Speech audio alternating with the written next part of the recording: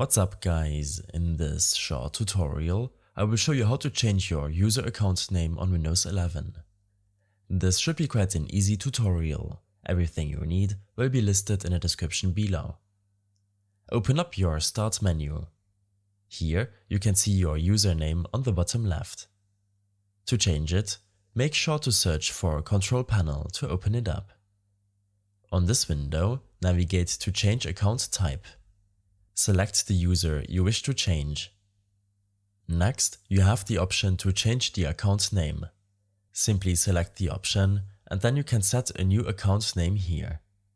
In most cases, you will need to restart your PC, or at least sign out and sign back into your account for the changes to take effect. I hope this helped you out. Leave a comment if you have any questions and see you in the next one.